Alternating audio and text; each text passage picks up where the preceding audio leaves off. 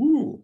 So I taught first at Seattle University for a number of years, and then I taught around some of the community colleges, and in between was at Cornish for a year and a half, and I was at Seattle Central for about 10. So that was the biggest chunk of my teaching was there. So mostly undergraduates doing basic philosophy stuff in terms of professional teaching. I've done a lot more variety with Lifetime Learning Center than I ever did with the community college students. So it's definitely that's been fun for me. I think we're a more fun group because we want to be here. It's not a requirement. We want to be here. Right, exactly. Yeah, and I always tell people, contrary to the average 18 to 20-year-old, we have, theoretically at least, the breadth of a lifetime of experience, Right. which they will have also in 50 years. Yeah, and it's true. And for me as the teacher, both of those things are really wonderful. This is the best student population base that way. Okay, so the problem of evil, in that sense, is really the problem for believers, that there is evil, and that's where that quote from it's Heraclitus, right? That was in the description of the class. That so the idea, the problem itself is very old and goes back to the ancient Greeks. That and the basic question. So if there's a God, and God is powerful, and God is good and loving, whence comes evil? And that's the fundamental problem. The answer to the problem is called theodicy, which is from Greek, and it means justification of God. So the larger category of justifications for belief is called apologetics.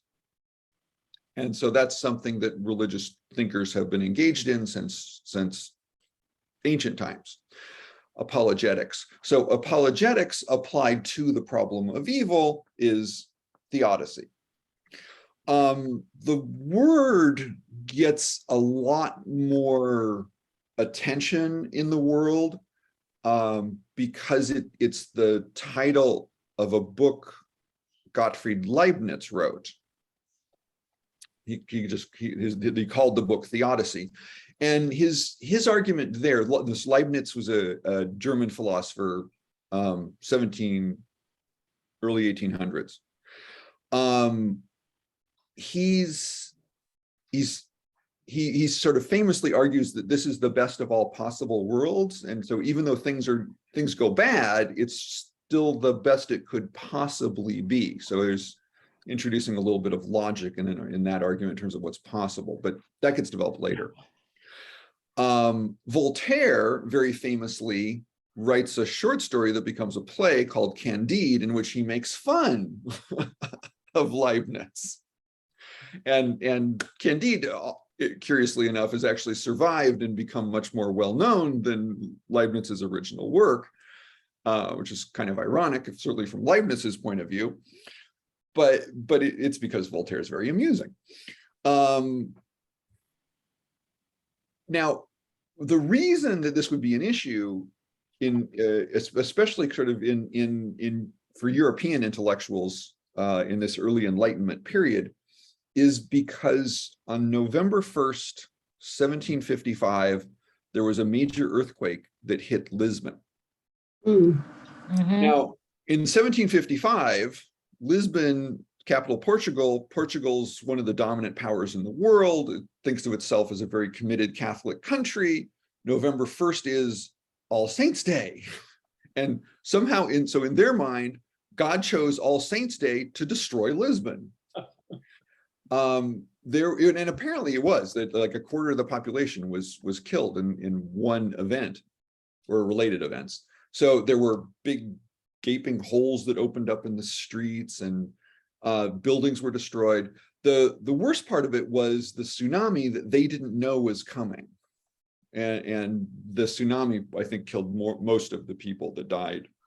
So it was this tremendously violent and destructive event that just seems to come out of nowhere and hits this very pious country where they're committed to belief in the Catholic God.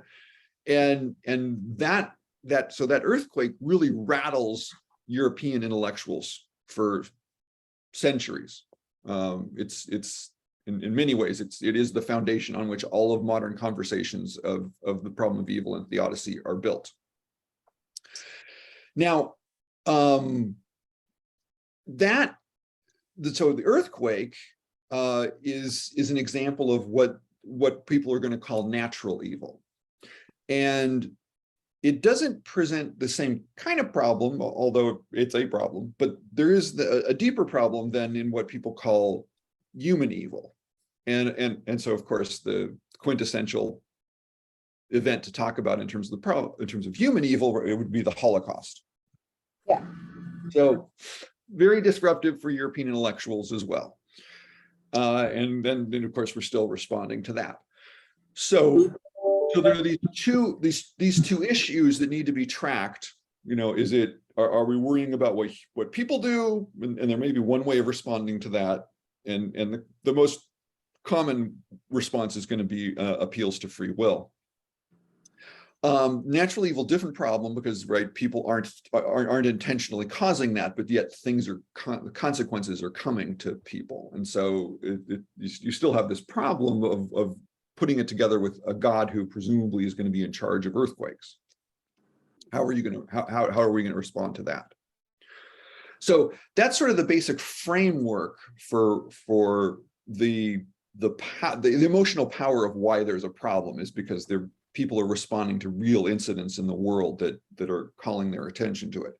Now, and obviously for the Greeks, the ancient Greeks, when they first talk about this 2,000 years ago, even like 2,400 years ago, they don't have those reference points, but it's clear right from just our ordinary experience of the world that these things happen. There are earthquakes, there are volcanoes, there are fires, there are floods, and then people do horrible things. And so they were well aware of the basic structure of the problem.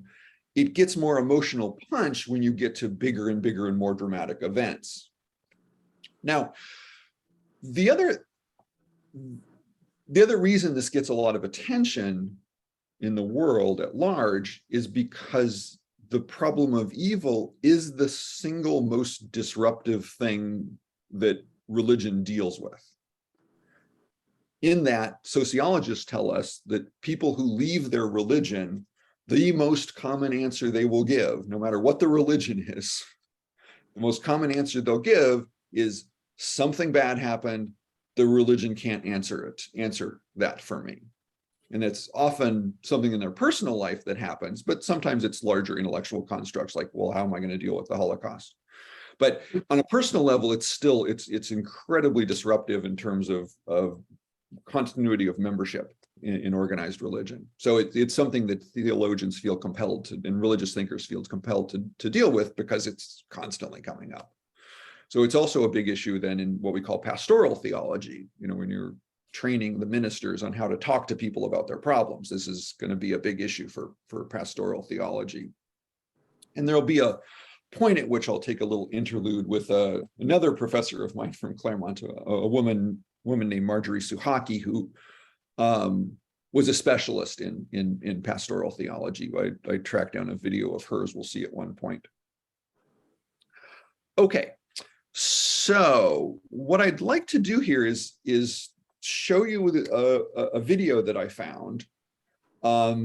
It's a professor in England, and what she's doing is she's made the video as a tutorial for students, and it seems to me like they must be kind of advanced students, juniors or seniors in our at least what we would call that in our system. And they're preparing for some sort of exam that they have to take in order to advance. And so she's prepared this video, in order to give them a tutorial about how to think about the kinds of questions they would be asked on this test.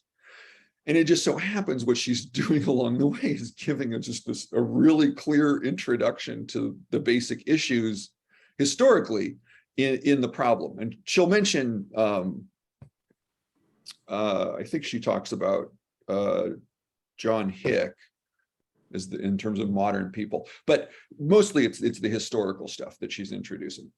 So it's very helpful, but she's talking to students who are already a little bit advanced. So she's going pretty quickly and she's using some complicated terminology. So the way I like to do this is just to let you all just chime in whenever you have a question.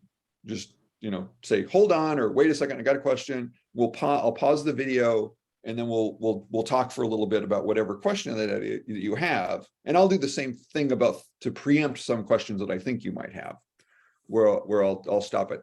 So point is, feel free to chime in and interrupt. That's the whole point of this. My doing it this way is to allow you to interrupt to ask questions.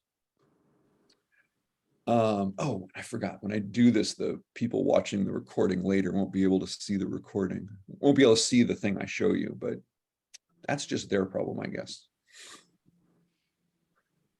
Okay. Let's see here now. Uh-oh.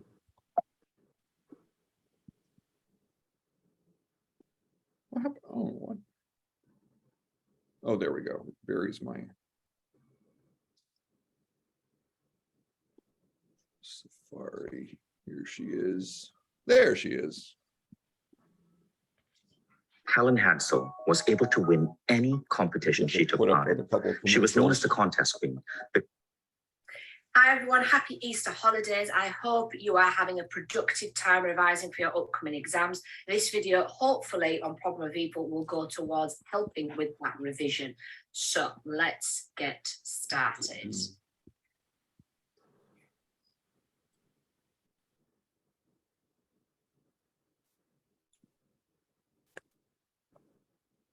All right, so the problem of evil is one of my favourite topics, but it is one that is done quite badly often in essays. So hopefully I'll be able to iron out any issues when it comes to how to write this in essays and how to deal with the magnitude of this topic. This topic is not necessarily a big one, but the depth in which you can go into is pretty large.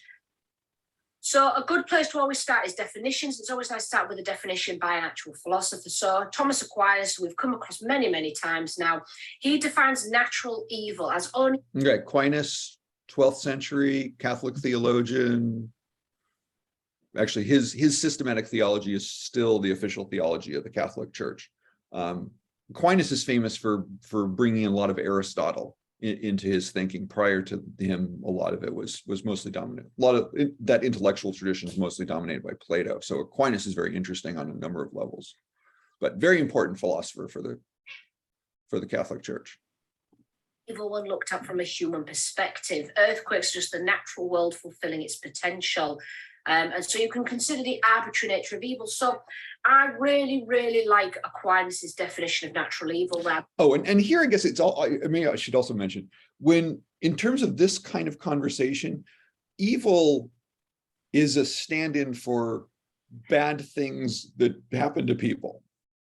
So in some technical usage, there are people who might want to reserve the use of evil for things that there's some people who would use it only for human evil, and so because they want to insist that it has some sort of malicious intent in order to be evil, which is differentiating the word evil from the word bad. But in terms of the problem of evil, the problem really is just bad things that happen to people, and it could happen for any variety of reasons. Human cause, natural cause, but as long as it's a bad thing that happened to a person, then for purposes of this conversation, that's evil. he's saying is it's not evil, it's just nature. It is just nature doing what nature does. So if a volcano erupts in the middle of the sea, we wouldn't call it evil, we would just call it nature. We only call things evil when they kill or hurt human beings. We have a very egocentric perspective on this, as in we think about everything from our perspective as humans, yet it's not actually evil. An earthquake is just two tectonic plates together. A volcano is just the pressure coming out. A hurricane is just the collision of two different types of air, hot and cold. So why is that evil? No, it's just nature. And so this very much links into his ideas of teleology and purpose as well, that actually it's just nature fulfilling its purpose. Now, the question about the arbitrary nature of... Okay, now here it's, let me point out, in modern, well, since the Enlightenment, since the late 1700s, there's been I think I managed to get myself lost there. I was going to make a point about logic. So Aquinas is working with an idea of God having a lot of power, but it takes time for the idea of omnipotence to actually set in. And part of that is it's going to take mathematicians working with the concept of infinity to make infinity a more available concept for intellectuals. And so in modern thinking, the problem is magnified because theologians have been using this word omnipotent to describe God. And so if God is literally omnipotent, then it means everything that happens either because God caused it or God allowed it. And so the earthquake problem becomes a bigger problem for people who are operating with a proper logical construct of omnipotence, because in that construct, God cannot be anything but responsible. It's in the nature of the concept of omnipotence that God is responsible for everything that happened, either directly or indirectly. So Aquinas is still early enough in history that he can push that off in a way that actually, oddly enough, seems kind of modern, that he's just talking about natural processes, but it's because he's not operating with the full logical construct of omnipotence in which God has to be responsible for everything. And so he can say, oh, okay, well, it's not God, it was just nature. Natural evil is just the idea of, is it quite random? And if it is, there because of God, why is it certain people, not other people, certain areas, not other areas? So you can discuss and think about that. Moral evil, on the other hand, is caused by humanity turning away from its true potential. Evil comes through the actions of mankind, so it comes through human actions. Humans are free agents responsible for their actions and the consequent results. So basically, moral evil is us, what we do to others. You have a nice quote there as well from C.S. Lewis, who was a Christian intellectual and former atheist. He says that God allows suffering because we are like blocks of stone out of which the sculptor carves the forms of man. Blows of his chisel which hurt us so much are what makes us perfect. That links quite nicely into a Irenaeus quote that we'll get later. Okay, Irenaeus, one of the early leaders of the church, would have been like in the 4th century. He and Augustine will be the two ancient figures who get talked about a lot. Your laundry soap is destroying the earth. I know that it hurts, but listen, it's about to get worse. Don't mean to be terse. Different solutions to the problem. But that's going to come up periodically. Irenaeus, Augustine. This is something that you need to, or that you actually discuss in an essay.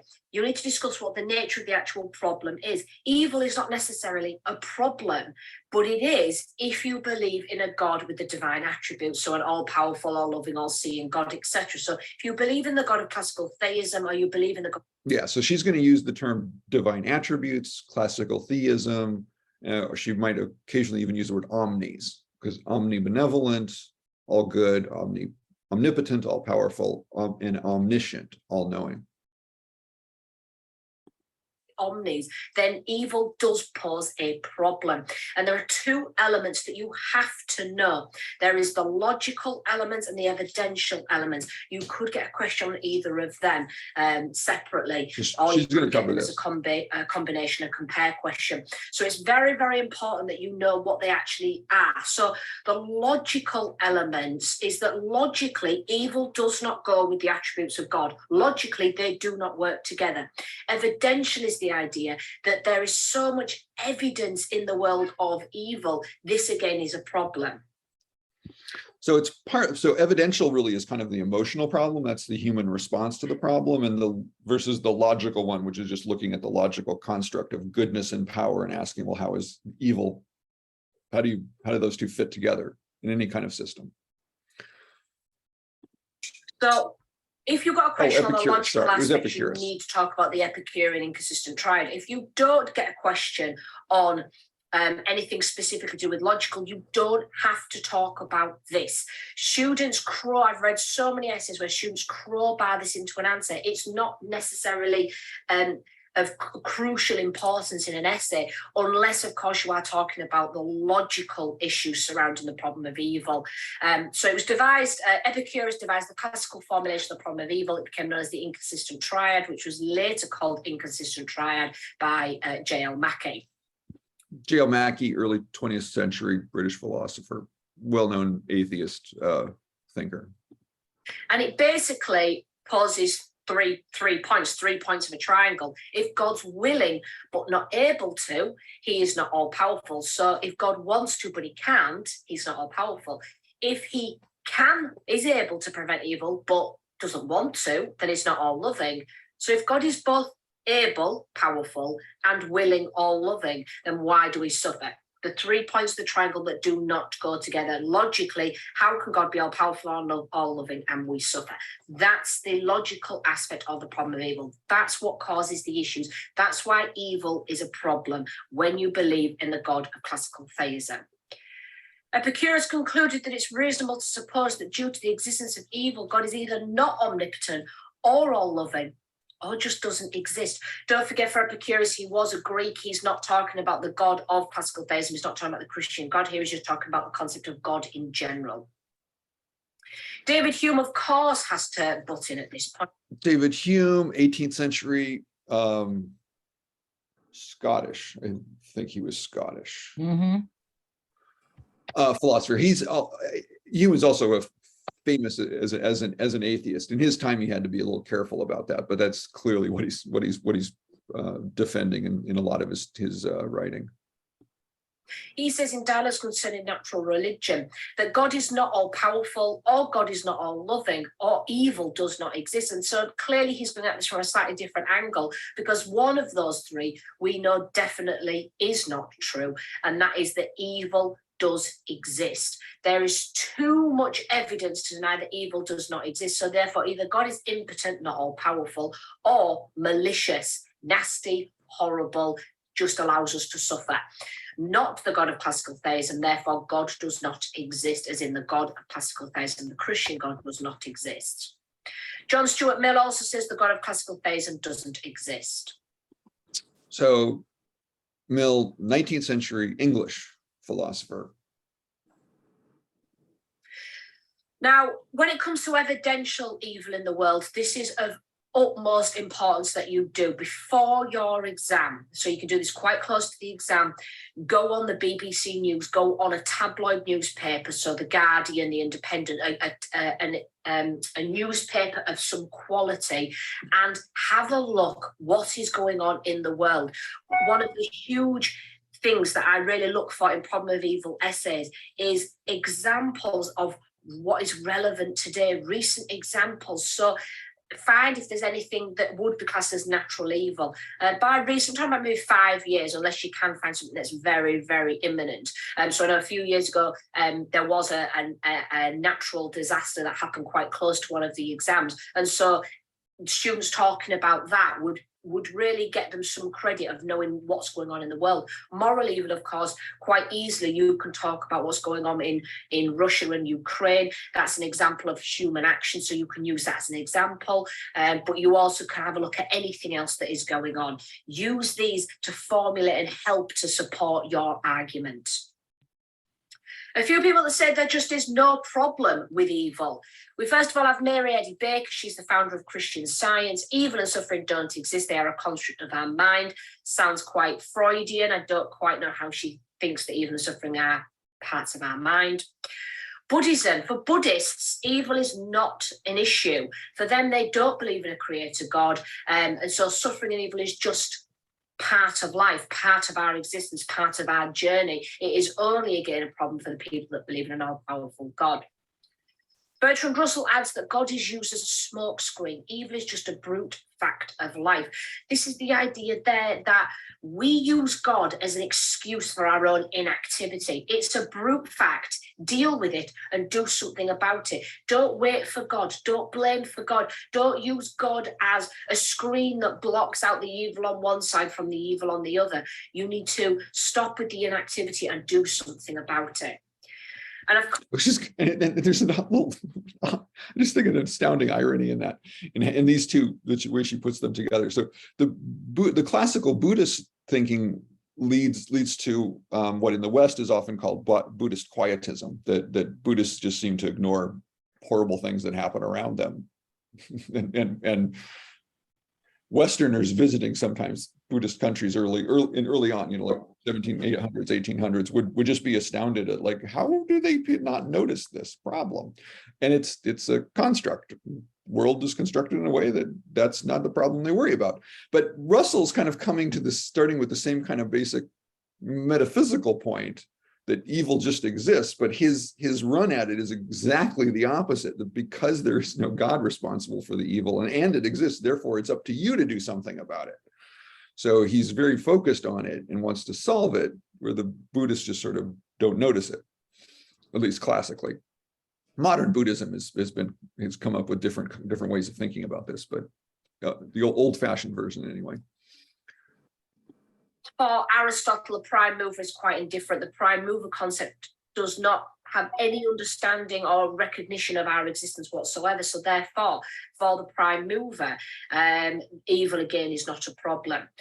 So Aristotle was convinced, and he takes this as sort of a foundation of all of his logic, but without justifying it, that there must be beginnings and ends for everything. And so if there is a universe for us to live in, the universe must have a beginning and it must have an end. And so to begin, something must have begun it.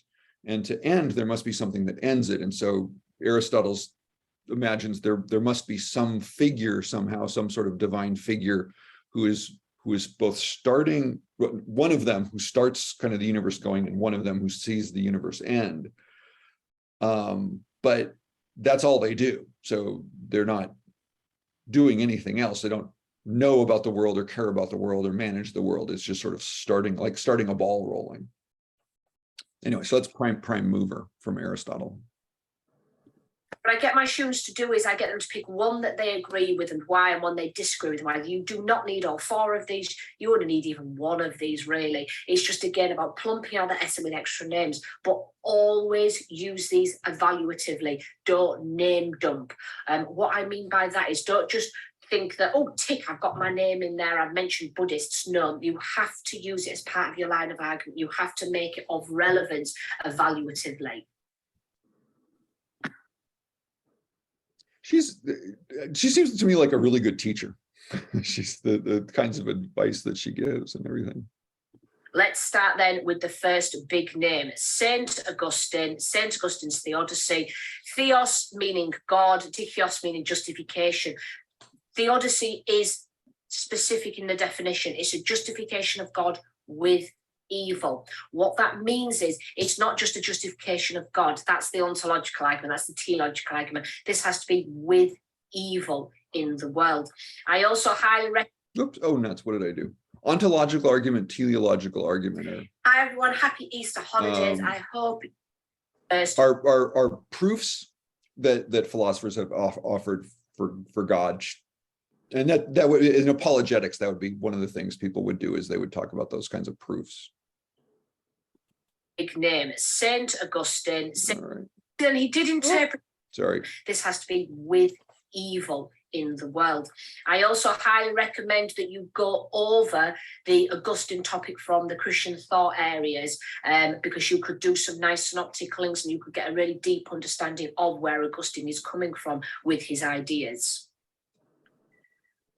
Augustine's theodicy, and he did interpret Genesis literally, which again opens him up to a barrage of issues there, that if you read the Bible literally, propositionally, direct word of God, this poses many problems for his argument, because we know that there's translation issues. We know that it was written by human hand and lots of human hands. We know that the Bible is highly edited. It was, edited by men. So there was a lack of books from females, etc., etc. Maybe it's just that the females didn't write anything, but maybe it's the way the Bible was put together. So there are a lot of problems with.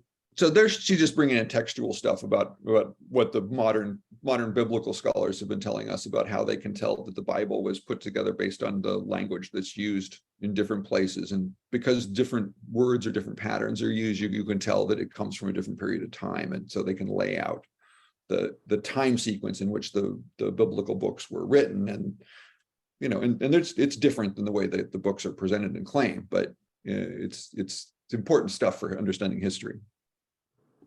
Taking Genesis literally, and you can use some of that to evaluate. Very traditional view, God of classical theism.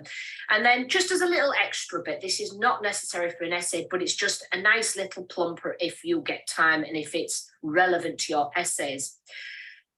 God is being itself, a bit like the ontological argument, ontos meaning being. It's the idea that God is being itself, supreme and immutable, meaning unchanging. All created things reflect greater or lesser being. Since God is supreme being, it follows that he gave being to all that he created out of nothing. To some things he gave more of being, and to others less, and in this way arranged an order of natures and a hierarchy of being. So basically, we got more of God in us than everything else in nature. We are higher up in the hierarchy because we got more of God's being within us as human beings created in God's image, imago Dei, etc. And so it's just a nice little link when talking about the importance of humans and why we are special, why God gave us free will, etc., because of this hierarchy. Now that's not real a biblical view. It's something that Augustine gets from Greek philosophy. So he's taking those constructs and then he's looking at the biblical story and saying, okay, well, what can I understand from that? And then it's being informed by this Greek philosophy about being. So I've numbered, there's 4 main parts to his argument. You do not need to number them. You do not need to put the titles or anything like that in an essay. It's just important to know that there's kind of 4 main elements to his argument. The first being the origins of evil and the role of free will. The original rejection then of God by rebellious angels, of course, Lucifer, the devil, was one of God's right-hand men. One side was Jesus, the other side was Lucifer. Lucifer turned his back on God. God wanted Lucifer to do something, he didn't want to do it. And therefore, because of that rejection, because of that turning away from God, he basically banished Lucifer. Okay, no, this also not a biblical story. This is post-biblical Christian thought mixing with Greek thought, coming up with what was in the time called Manichaeism. In the extreme form, Manichaeism was this idea there are 2 kinds of gods, and one's good and one's bad. What she's referring to is the character in the biblical stories that in English we call Satan, in Hebrew it's Shaitan. But the biblical story is the Satan character is not at all evil or rebellious. Satan is a minion of God's and primarily has the role of, I've had professors explain to me that it's like God's district attorney. So Satan's there to kind of keep everybody honest, but is entirely doing this because this is God's will that Satan do this. It's only after the biblical books are written, that other ideas, other interpretations, especially in Christian thought, that you get the idea that Satan would be rebellious or be evil, but that's not at all there in Jewish thought, because the story in the Jewish text is not of a character who's evil. It's a character who's very committed to God. So it's this kind of stuff is intellectually really kind of difficult, because it's relying on sources that are not themselves reliable. So to come up with a construct that starts with rebellious angels, and you want to tie that to a biblical text, but the biblical text doesn't support that idea that angels could be rebellious. So where did your rebellious angels come from? That's not a biblical thing. So why is it a Christian thing? Well, it's actually a Greek thing, but that's in the end kind of the answer.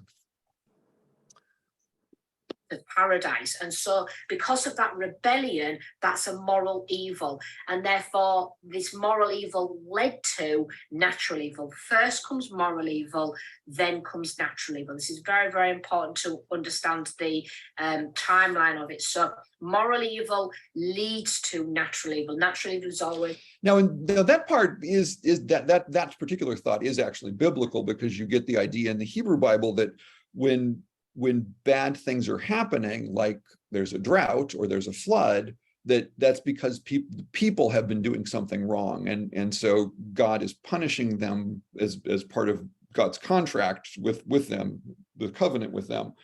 If they're not upholding their part of it, there are consequences. So that part actually is in the text, and it's just getting wedded to this other Greek idea. Result of moral evil.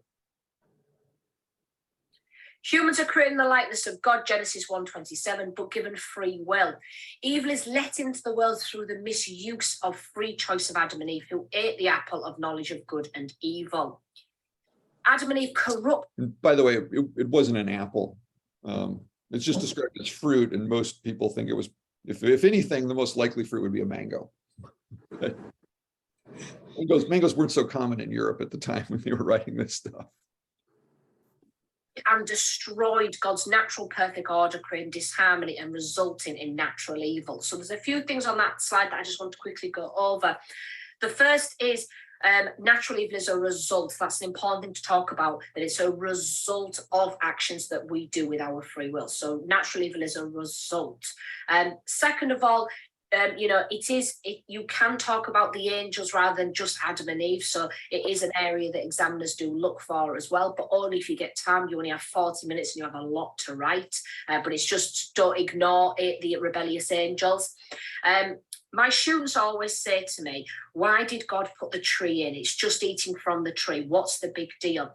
The big deal is that God made the first covenant meaning promise. He made the first promise with Adam and Eve. In order for free will to be genuine and real, you have to have a choice. You have to have a path that you can take. Do I use my free will to go that way, or my free will to go that way? Whereas Adam and Eve could do anything. They could do anything they wanted to in paradise. And so that's not free will. There is no test there of free will if they can do anything they want. So God had to give them an avenue of choice to test that free will. And the avenue of choice was, you can do anything you want, just don't go near the tree of knowledge. Don't go near the tree, don't touch the tree, etc. And so Adam and Eve said, yeah, God, fine, we will not touch the tree. That's the point. They promised God they wouldn't. And so that means that free will then makes sense, that they have a choice to either leave the tree or don't leave the tree. But it's the breaking of the covenant that was the moral evil. It's the fact they broke their promise that they made to God. And so that's what corrupted and destroyed the paradise. That misuse of their free will is what brought in this natural disorder. So fair enough, Adam and Eve did that, punished, painful births. Adam had to work the land for the rest of eternity. We get that. But what about us today? Why are we still punished today? We are seminally present in Adam and Eve. Basically, we are the bloodline of Adam and Eve. And so because we are still present in them, we are all guilty for the fall. It's like still being in prison for something your great-great-granddad did. And so we are still being punished today. We deserve that punishment, and natural evil is a fitting punishment. So natural evil is a... Now, it's the irony here is that there is no contemporary moral theory anywhere on earth that would argue that children, the grandchildren, let alone great-great-grandchildren, should suffer the consequences for something their great-great-grandparents did. That's actually viewed as a form of evil in the world today. So it's still. I'm sorry. The other thing I keep thinking about is God didn't understand the creatures he created very well.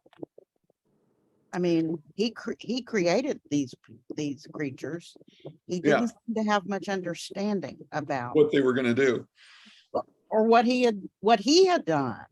Yeah, Bill Cosby had a really old joke where he's talking about this story, and he says, we're dealing with the kind of person who leaves bricks under hats and waits for someone to come along and kick them. So if they didn't do this time, he would have done something else to get them to do it the next time. But yeah, that's exactly that idea. Okay. Result, natural evil is a punishment. This is a quote from Augustine. All evil is either sin, moral evil, or punishment for sin, natural evil. Really like that quote. I really like that quote because it's short, but it also basically covers both what is moral and what is natural evil. Therefore, God is not responsible for moral evil. It's through free choice of humans and angels. God is also not responsible for natural evil as it's a result of the corruption of his perfect created world. Sorry, excuse me. Thus, God is not responsible for intervening or correcting it. This is another possible question that you could get asked on the responsibility of God. God is not responsible for stopping evil. Discuss. You need to talk about God's relationship to moral evil, God's relationship to natural evil. So this is a theme that will come in throughout this PowerPoint as well. Well, and also worth noting, this is sort of exactly the whole point of this exercise. He's trying to justify God, so he has this problem, and the question he's answering is, whence is there evil if there are these other things that are true? And then this is his answer. This is why. And so you don't have to worry about God and what God's up to, or if there's a God. No, it all makes perfect sense. Here is the reason why there would be evil in the world. So it's in terms of the objective of the writing and what he's trying to do, he's very directly answering the question that he was supposed to answer. Now, whether it's a convincing answer is a different question, but it is a very direct answer. So what is God's responsibility then? God created everything in creation perfect. God was perfect, so he created it perfect. God did not create evil. It's an absence of good. Now, I really like this idea. Evil is where there's a lack of goodness. Evil comes when there's no goodness or an absence of good. It is a privation, a privatio boni. This is the idea. I always think of privation like deprivation. It's when you're deprived of something, as in you're deprived of good. So it's a privation, it's a lack of goodness, and that's where evil comes in. This means that God cannot be blamed for evil, as evil is not a substance, it's an absence.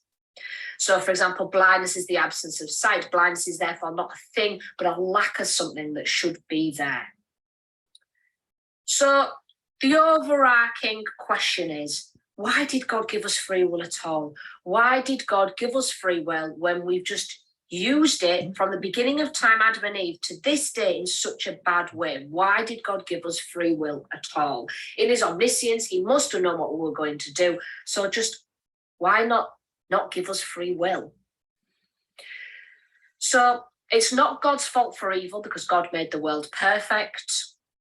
God is not responsible for evil because we bring it on ourselves, but he had to make us free will.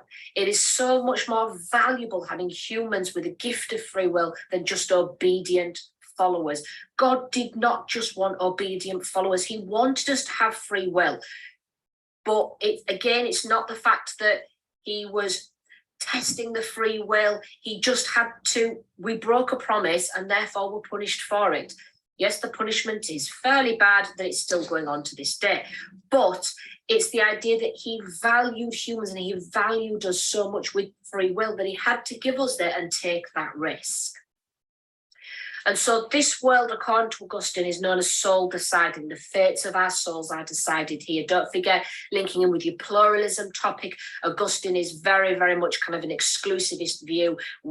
It is exclusive to Christians and certain Christians that will go. And so the fate of your soul and what happens to your soul in after death is decided in this world by your actions. Richard, So this is Yep. just a Yeah. it just came to my mind that could this be a metaphor for the transition between being instinctual animals to the rise of consciousness? Well, Free will being the development of consciousness. yeah. Now, well, in terms of the world, I'm not sure what to say, but in terms of Augustine, that's very definitely his point. Is that it's part of that hierarchy of being that he was talking about. So Oh, okay. humans being farther up that hierarchy, and she'll explain this, farther up that hierarchy, therefore we're more similar to God. Okay. And therefore the free will comes in for us where it isn't coming in for the other animals. recap that I do just to help my students understand what they talk about if they've got a question on moral, what they talk about if they've got a question on natural, and what they talk about if they've got a question on God's responsibility. So I'll just leave that there just for a second. If you want to jot it down, please do pause the video, but it's just a recap of what I've already said. Those damn ants. So the fun thing with the serpent is, how does a serpent talk? And not only that, but why is the serpent's punishment to crawl on its belly? Criticisms then. Please do not call them scientific criticism, moral criticism. That is just a way to help you remember them. The first one is evolution. Evolution undermines completely how literally we can read Genesis and how literally we all are seminally present Adam and Eve. If we are not seminally present Adam and Eve and we are all descendants of apes, then we can't link that to an explanation for punishment. So evolution is a good way of undermining Augustine's idea. Again, you need to make sure you understand evolution. It's one of the ones I really recommend you do a bit of research on, but you can use it against Augustine. The moral argument. How could a good God let us suffer what Adam and Eve did? So fair enough, he punished Adam and Eve, but punishing us still to this day, God, nothing like holding a grudge. Let it go, God, let it go. And so it's the idea of, if we are being punished for the evils that we do in this world, Great then teacher. that's fair enough. But then you've then got to question, on the other hand, the people that often have natural evil are always the ones that are doing the moral evil. So why is it certain people that seem to be tagged with natural evil and not the ones that may be doing the moral? So again, is that not highly unfair that the people that are doing moral evil are the ones being struck down by lightning? Why are they not the ones being attacked by it? So again, the arbitrary nature of the evil and who evil happens to, natural evil, doesn't seem to be linked in with the people that are actually doing the moral evil. So there's a lot of inconsistencies there about how a good God can still let this happen. Hell is a difficult concept as well. If God created it, he must have anticipated needing it. So why not change the plan? At what point did God make hell? Did God make hell at the beginning? Maybe this world is hell. See, and hell, you should know, is also not a biblical concept. That's a post-biblical concept that gets brought in after the fact to do different work. I saw a funny meme today. It said, the fact that there's a highway to hell, but only a stairway to heaven tells you all you need to know about anticipated traffic numbers. I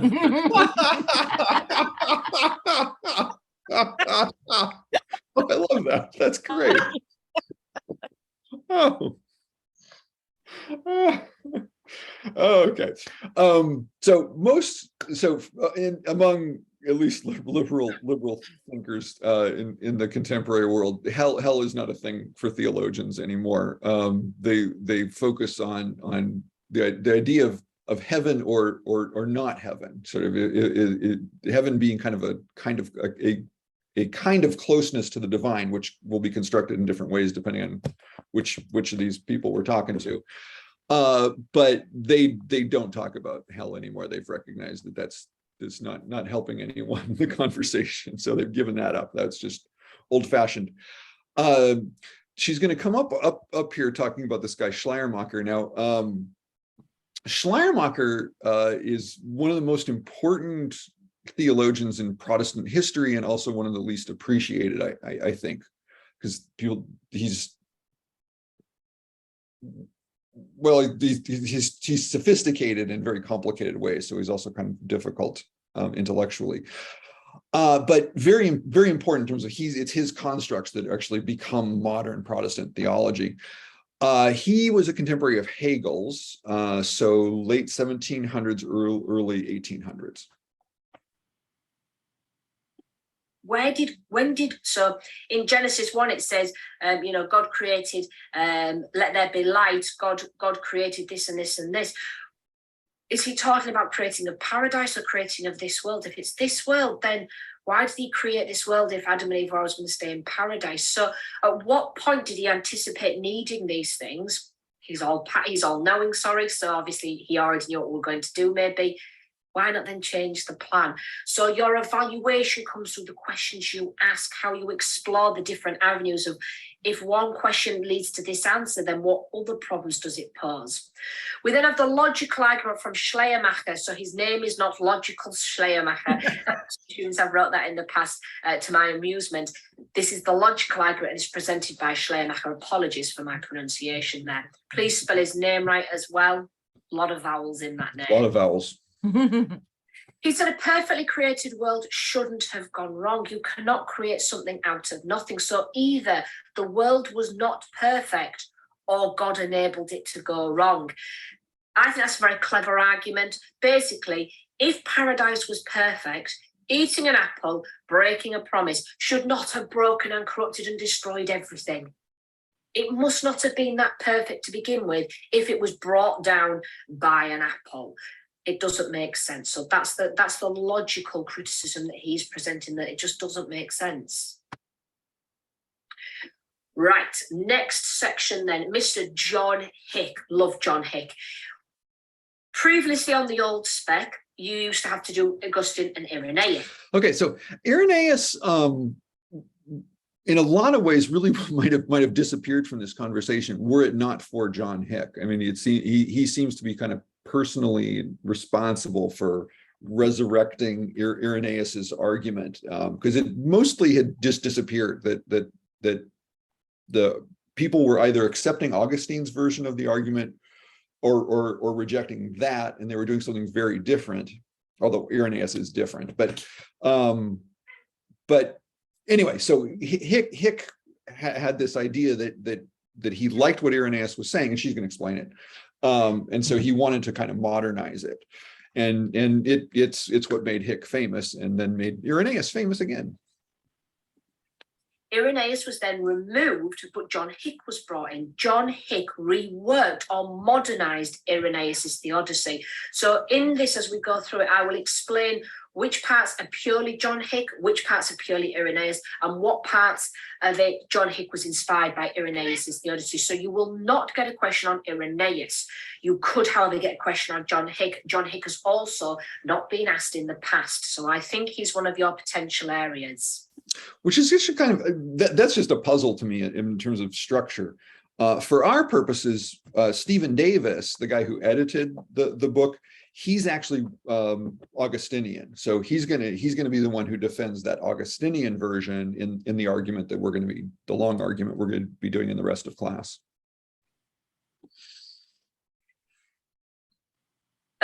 He's the modern Irenaean Theodicy. John Hick only died about 10 years ago, so he was fairly recent as far as philosophers are concerned. Humans were not created perfect, but develop in two stages, image to likeness. Made stage one, image. We are spiritually immature. Through struggle to survive and evolve, humans develop into spiritually mature beings. The fall is the result of immature humans who are only in the image of God. We are wanting to move into stage two, which is likeness. This means moving into a relationship with God. Now, the things on this slide that are important is you can talk about stage one and stage two. That's a good thing to talk about. You need to talk about image to likeness. You have to make sure as well you're getting the right way around. So that's also important. You also need to talk about this idea of spiritually immature. That's a crux of his argument. And it's a nice idea that basically they're just immature. Adam and Eve made a mistake. They made a mistake because they were immature and they weren't quite in the likeness with God. God's presence is not always obvious, so humans have a choice whether or not to believe in God, so full free will. This again is a very clever point from John Hick. John Hick had a lot to say about the free will topic, but obviously it was removed a few years ago. What he argues is that if God was always around, God was always intervening, God was always plugging up the volcanoes or putting the earth back together again so there was no earthquakes, if God was doing all these things, you know, intervening in the Holocaust or stopping the war between Russia and Ukraine, if God kept intervening in all these things, then God's presence would be obvious. So we wouldn't have free will because we know that God exists. Best be good, otherwise I'm going to get the worst punishment in afterlife. He has to give us, God has to give us free will and therefore step back. Yeah, no, this one I think is it's clever, but it's not actually a logical argument that God being obvious or not obvious does not change whether people have free will or not. So why Hick or why Irenaeus would rely on that is going to be a little bit of a mystery. But in terms of it answering the problem, it's a wonderful answer, but it just seems to be pulled out of thin air rather than being a real strictly logical, following logically from something. In order for us to be able to make the decision, I believe in God, I don't believe in God, I'm going to be good, I'm not going to be good. So God has to remain absent in that way. According to Hick, everyone will be saved eventually. He believes in universal salvation. Again, a nice link to the pluralism and theology topic. But some post-death soul making is needed through purgatory. But this salvation needs to be earned. Now, that is very much John Hick. Irenaeus did not talk about purgatory. Irenaeus did not believe in universal salvation. That's very much on Hick.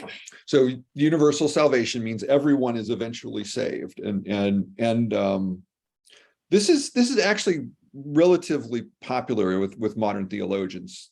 Hick is certainly one of the early advocates of the view, but it shows up with a lot of different kinds of theologians in different places in terms of contemporary thought.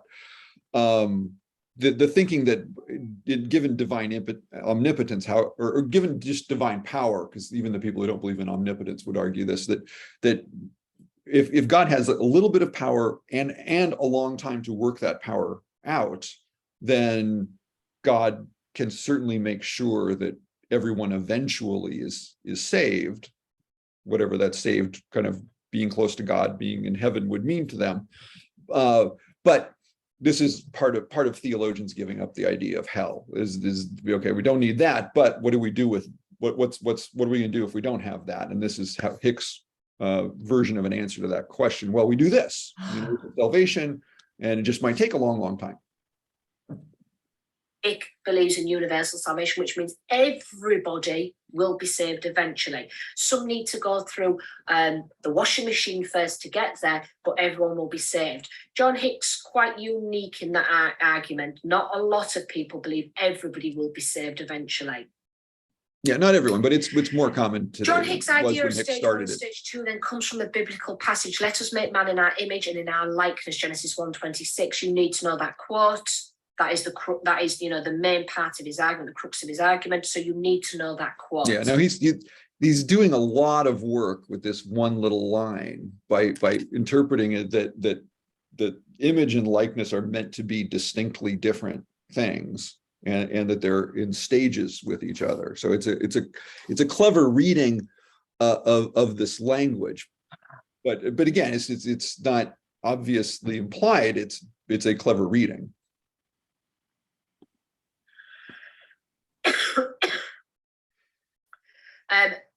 Don't get on the bandwagon when it comes to let us make man in our image. Don't do a Mary Daly in your essay and start talking about that. Okay, Mary Daly. Mary Daly passed away fairly recently, last decade or so. Anyway, Mary Daly was a nun, and she lost her confidence in the God construct that she was being taught, and she becomes one of the most important feminists in American history, and certainly the most important feminist in American religious history. And she writes a number of very important, very influential books, challenging the sexist constructs in the Bible and in theological history, and was famously intolerant of men. When she was teaching, there was a point at which she refused to allow men to attend the classes she was teaching, and that led to legal battles. And but it also made her a little more famous. And but she's very important thinker in feminist history. Mankind, it's just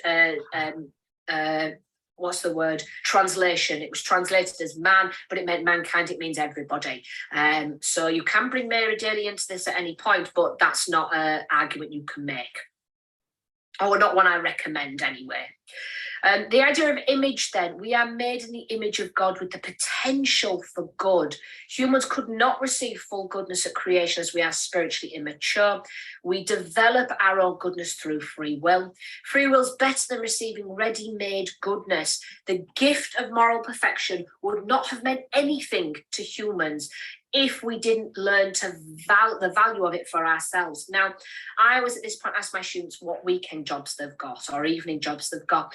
And we talk about how much they get paid, what they have to do for that job, and therefore how much more they value the money that they earn. They're not just going to go into Domino's and throw away the cash on whatever they want and drop 40 quid on chicken wings and pizzas and pop. They're going to think, oh God, that 40 quid, I had to do 4 shifts for that, or whatever it would be, 2 shifts for that. And so it's the idea that you value your money more when you earn it. It's exactly the same concept with this.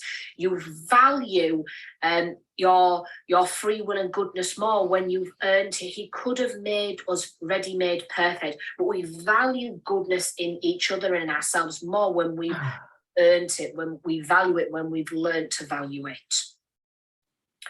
We're moving towards the likeness of God, becoming good with the potential of being like God. So God-like perfection, like in his, a link there to Aquinas' natural law. So it's the idea that you want to become God-like. We become like God or move towards the likeness of God by freely choosing the good. So choose good, good, good, good, good, good, good, good, good. You're moving towards the likeness of God. Even if you're doing this, it doesn't matter whether you're doing good, good, I'm a believer in God, good, I'm a believer in God. No, the believer in God does not matter as long as you are always on the path of good. And that then means you're moving to the likeness of God. John Hick continued then, God is not responsible for disobeying, turning to evil, moral evil through our free will. God remains at an epistemic distance in order for us to mature. So, epistemic, Latin, means knowledge. So, in the philosophical study of how we learn things and know things is called epistemology. So, from episteme. So, epistemic distance has to be at a knowledge distance from us. Again, this is why God remains distant. He does it in order to help us mature. Natural evil enables humans to reach divine likeness. This is the world of soul making, the veil of soul making. As souls are made, they develop, they grow here into the likeness, away from image into likeness. This is only possible with free will and the option of doing bad, moral evil, and a test of natural evil. So that word again there is very, very important. Natural evil is a test. It's a test. Whenever you see the word test, any other topic, you can link it into John Hick. Natural evil is a test. And so I get my students to discuss, how is it testing us? And obviously the answer is that it tests those that are going through it, but it also tests us responding to it. So if somebody across the other side of the earth has a huge tsunami and ruins and decimates their villages, they have to band together to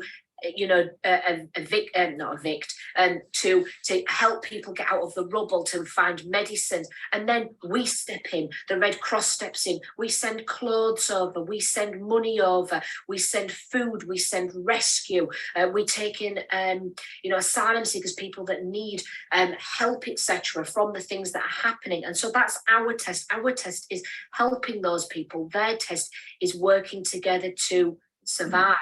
And so this again is all moving us down the right path towards the likeness of God. This can relate to an athlete who has to train their body and mind and test it in order to build the perfect physique. Basically, the idea of an athlete or a bodybuilder, they have to go through a lot of pain, a lot of hardship. They have to really ruin their bodies before they can build them up stronger, bigger, and better. So connecting the dots then, Hick's inspiration from Irenaeus. Irenaeus took the fall literally. He believed the fall literally, but he also blamed the serpent, not just Adam and Eve like Augustine. Adam and Eve are like children who go astray because they have not yet developed sufficient wisdom to do what is right. Again, that is a lovely way of saying it. Spiritually immature, lacking sufficient wisdom. These are really good buzzwords to get into an essay. Don't put them all together in one sentence, though. Please break them up in an essay. Even if a child is difficult, does not mean a parent will abandon them.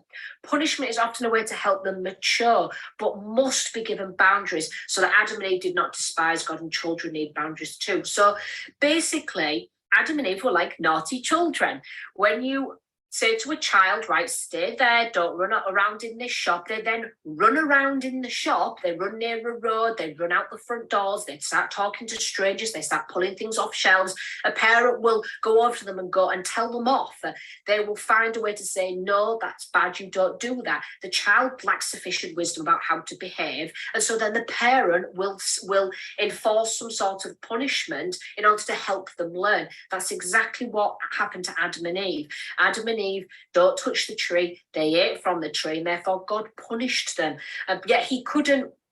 People think that it's really cruel, but don't forget, when God banished Adam and Eve from paradise, he gave them 10 commandments to live by. He clothed them because they were embarrassed by their nakedness. So it's a bit like a parent that sits a child on a naughty step.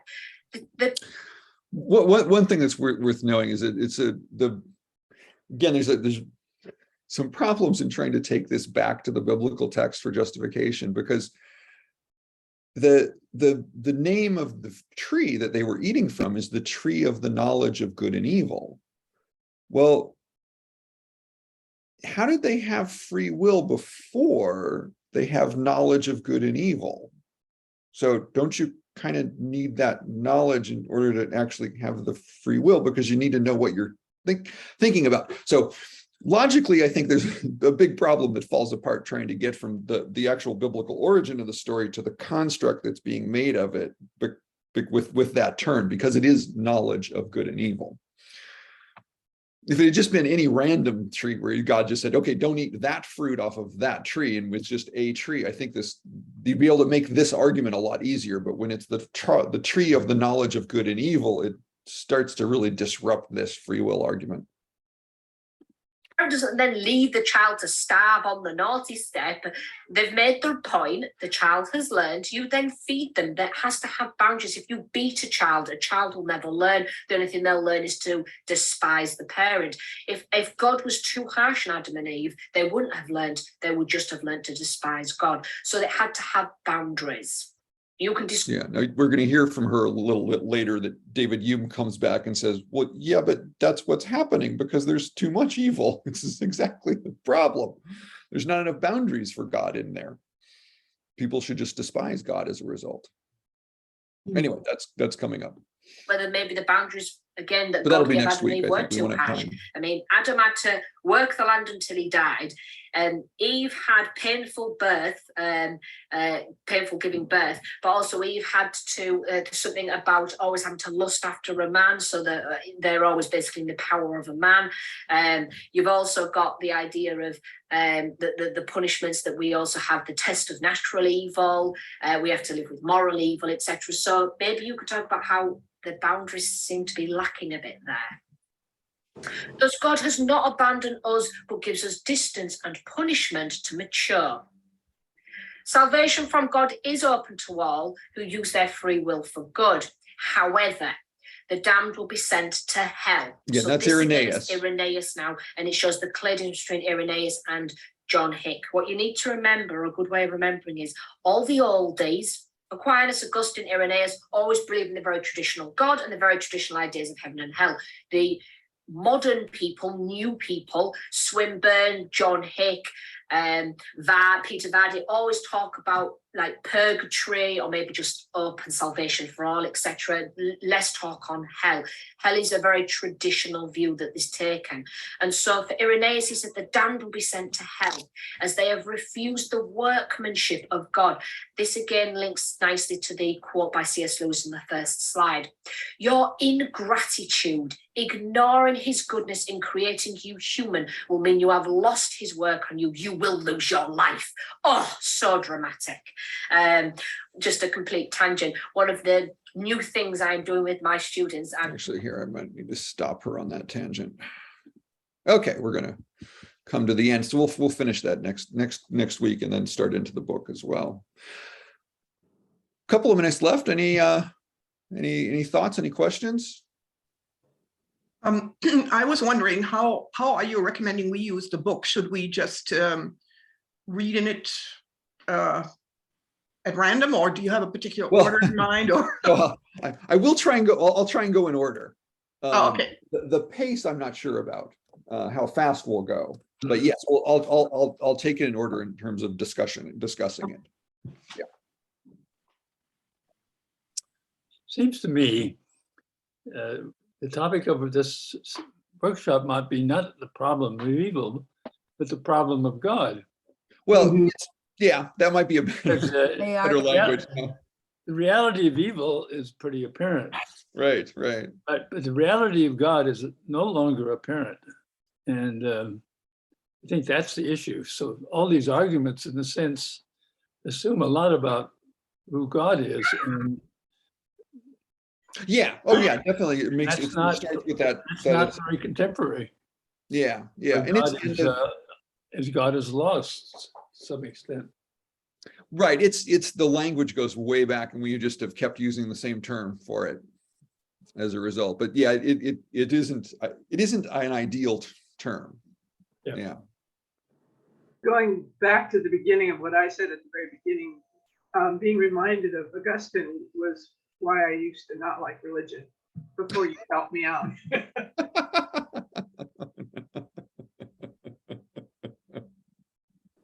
Well, the newer people, they don't know so much either. They don't like him either. Giving that up, going the other directions. Okay. 12:59. I think we've done pretty well. All right. Thank you. Thank you. See you next week. Thank you. Oh, Thank you very much. Bye.